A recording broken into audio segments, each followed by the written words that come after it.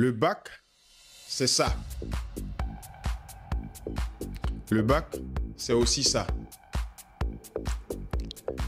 Le bac, c'est ça. Mais le bac, c'est aussi ça. Salut à toi et bienvenue sur ma chaîne. Aujourd'hui, nous parlerons du baccalauréat 2025 en Côte d'Ivoire. Félicitations à tous les admis. Félicitations à toi qui viens d'avoir le bac. Sache que tu viens de franchir une étape importante de ta vie.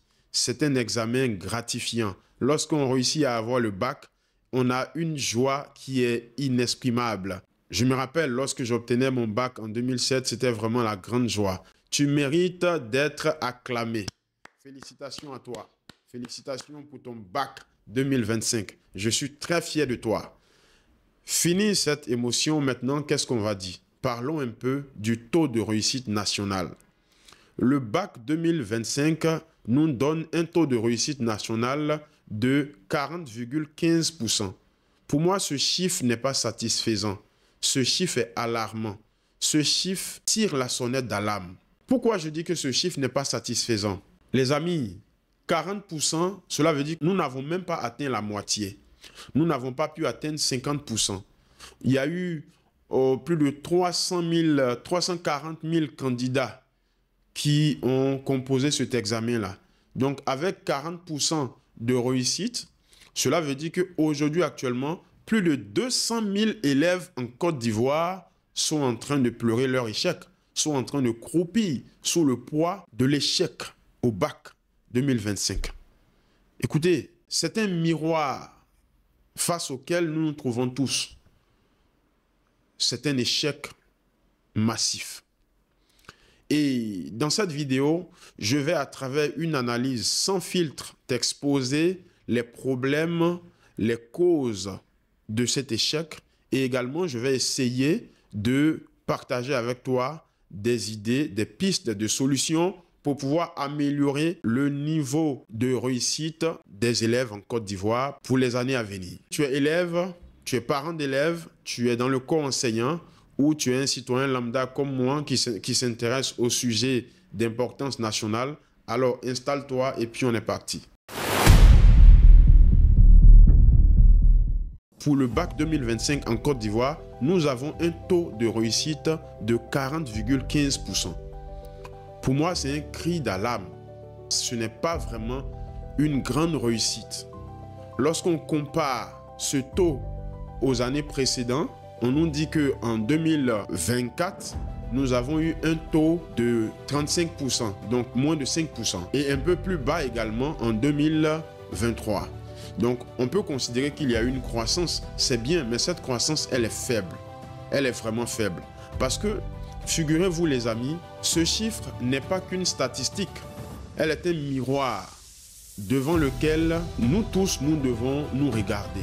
C'est un problème dont la cause se trouve au niveau des parents, au niveau des élèves, au niveau du personnel enseignant. C'est un problème de société. Mais également, c'est un problème lié au système éducatif ivoirien. Et puisque c'est un problème, j'estime que chacun de nous doit prendre le temps de se poser les bonnes questions pour apporter des solutions à ce problème-là. Qu'est-ce que nous constatons? Déjà, au niveau des parents, nous constatons qu'il y a plusieurs parents qui ne contribuent pas à l'encadrement de leurs enfants. Plusieurs parents. Il y a certains parents qui délaissent les enfants, qui n'aident pas les enfants, qui ne font aucune vérification et c'est un véritable laisser-aller total. Et les enfants sont livrés à eux-mêmes, ce qui n'est pas normal. En tant que parent, vous devez éduquer vos enfants. En tant que parent, vous devez suivre l'éducation de vos enfants. La Bible même dit, instruis l'enfant selon la voie qu'il doit suivre. Et quand il sera vieux, il ne s'en détournera point. Donc, un enfant, c'est quelqu'un qui a besoin d'être encadré. Un enfant n'est pas responsable. Un enfant, il a besoin d'être suivi parce que les parents sont responsables des enfants. C'est hyper important. Donc ça, c'est le problème au niveau des parents. L'autre chose également, parfois, il y a manque de ressources. Il y a certains élèves qui n'ont pas tous les supports pour pouvoir bien étudier, qui n'ont pas les documents, qui n'ont pas le matériel et qui sont souvent en difficulté. Donc cet échec-là peut être justifié par cette raison-là également. Au niveau des élèves eux-mêmes, c'est aussi lié aux parents. Parfois, les élèves sont mal orientés. On peut orienter un élève en terminale C parce que le parent a voulu que l'élève parte en terminale C, alors que en réalité, c'est un élève qui serait très bien en terminale A, en littérature. C'est très important de mener cette réflexion. Pourquoi je le dis? Parce que un élève qui a de très bonnes aptitudes en littérature, anglais, français, qui est très bon dans les langues, serait très bien dans une série littéraire que dans une série scientifique. Donc il y a besoin également d'orientation. Cela peut justifier l'échec au bac. Si vous êtes mal orienté, c'est clair que vous n'allez pas aimer ce que vous faites. Si votre parent veut que vous soyez médecin, alors que vous voulez être avocat, vous voulez faire les lettres, et votre parent souhaite que vous soyez pilote, médecin, je ne sais pas, géologue, agronome, et il vous force à aller faire des séries scientifiques alors que vous devez aller faire une série littéraire, il va sans dire que vous allez échouer en fin de compte. Et donc nous demandons aux parents de faire attention et de pouvoir orienter leurs enfants dans les filières qui leur conviennent, pas les filières qu'ils ont prévues pour eux-mêmes en tant que parents, leurs propres rêves. Parce qu'il faut laisser également les enfants se frayer un chemin dans la vie. Donc ça, c'est une autre raison qui peut expliquer l'échec. Au niveau des élèves eux-mêmes, il y a souvent un manque de motivation. Il y a un manque de motivation, il y a un manque de modèles. Voilà, en Côte d'Ivoire aujourd'hui, on ne valorise pas certaines choses. Voilà, si on ne valorise pas assez les modèles, s'il n'y a pas des gens à qui les enfants veulent ressembler, il n'y a pas de modèle, il n'y a pas de repère, mais il va sans dire que notre jeunesse ira à la dérive. Notre jeunesse aura pour modèle des personnes qui doivent nager pour qu'on leur donne de l'argent, des personnes qui doivent faire des choses peu recommandables. Et donc nos enfants sont exposés à eux-mêmes et n'ont pas assez d'inspiration.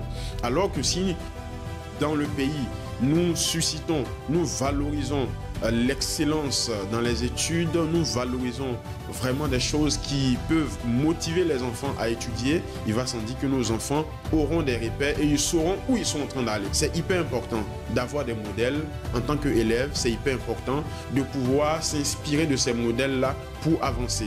Donc ça, c'est l'autre raison. Alors, la prochaine raison que j'évoque, c'est lié plutôt au personnel enseignant. Il n'y a pas de mise à jour dans leur formation alors que le monde évolue. Les technologies évoluent, les tendances évoluent. Donc la formation n'est pas souvent adaptée aux réalités actuelles. Les enseignants sont souvent très mal rémunérés. Les enseignants font des grèves et ils se plaignent. Et souvent ça impacte également le résultat des élèves. L'autre raison qui peut expliquer cet échec-là, c'est le système éducatif en lui-même. Le système éducatif en Côte d'Ivoire et en Afrique en général, c'est un système éducatif où on base l'excellence sur pas mal de choses. D'abord, première chose, le fait de beaucoup retenir. Beaucoup retenir. Donc, retenir par cœur.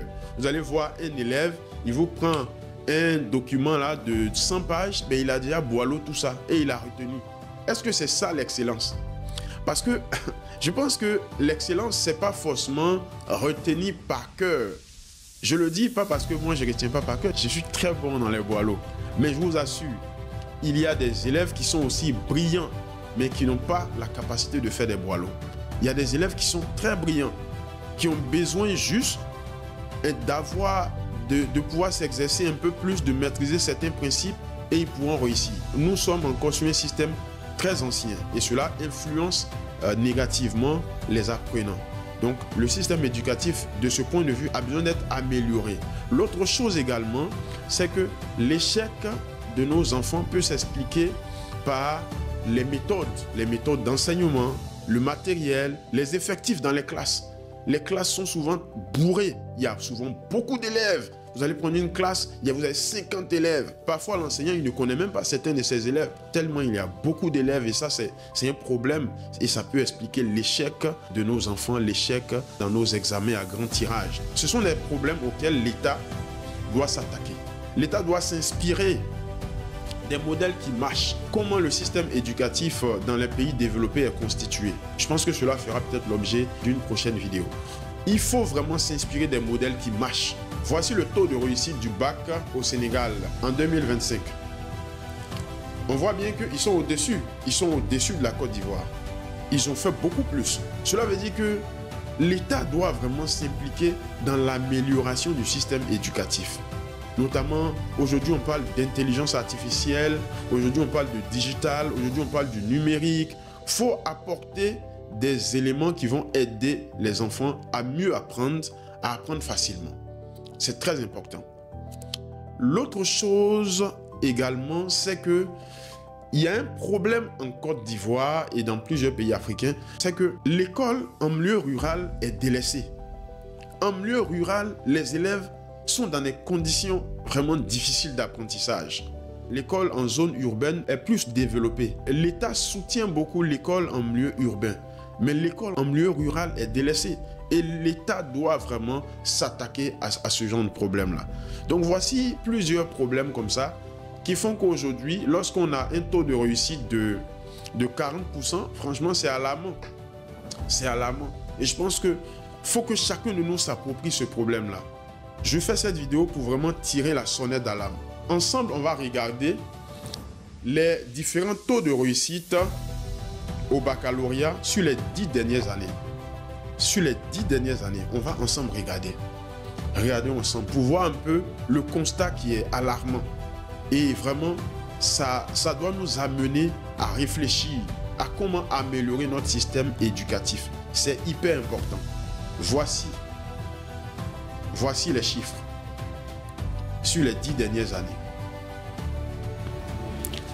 L'autre chose que l'État doit faire également, ce serait vraiment de mieux former les enseignants. Les enseignants ont besoin d'être formés en continu.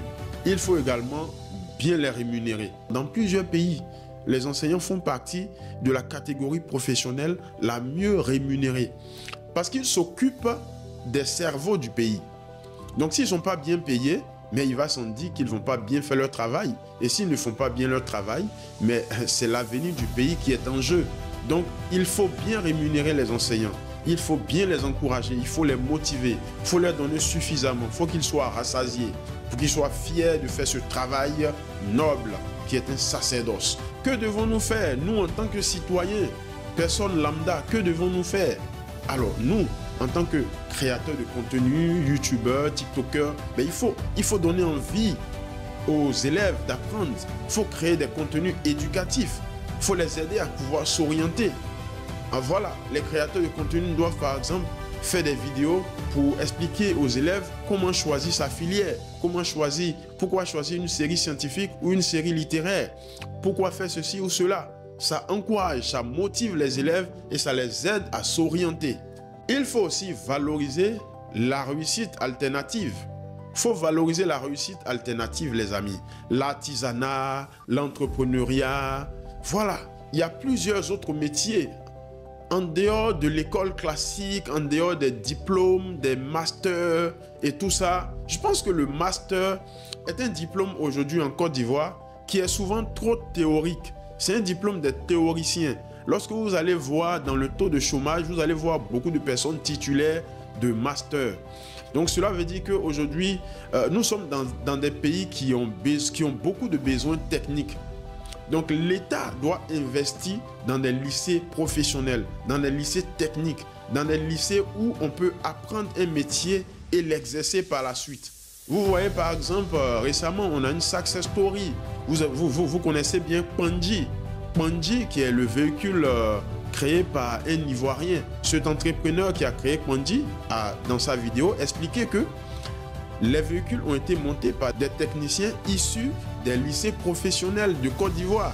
Cela veut dire que si on a beaucoup de personnes dans ces lycées-là, tous nos besoins techniques dans l'automobile, dans tous les besoins de la société seront comblés.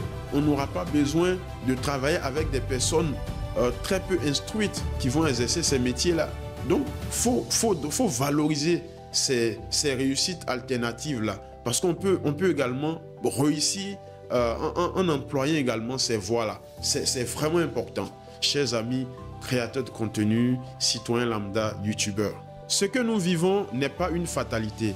Mais si nous ne faisons rien pour changer la situation, les choses vont s'empirer. Voilà pourquoi je pose la question encore. Que devons-nous faire pour améliorer le taux de réussite à nos examens à grand tirage? Mon rêve serait de voir en Côte d'Ivoire un taux de réussite au baccalauréat de plus de 50%, ce qui montrera qu'il y a vraiment eu une réussite véritable. Cela veut dire que sur 10 élèves, on a au moins 5 qui ont réussi, mais ce qui n'est pas le cas actuellement. Donc les amis, laissez-moi savoir vos avis en commentaire et dites-moi ce que vous pensez de ce sujet qui est hyper important. Nous devons tous nous saisir de ce sujet et apporter notre contribution. Vous pouvez continuer le débat chez vous à la maison, dans vos quartiers, dans vos maisons, dans vos familles, en tant qu'élèves, entre vous, amis. N'hésitez pas. J'espère que vous avez aimé ce contenu. J'espère que vous avez apprécié. On se dit à très bientôt pour une prochaine vidéo. Si tu es nouveau par ici, alors abonne-toi, lâche un commentaire et on se dit à très bientôt avec le même enthousiasme et le même engagement. Peace!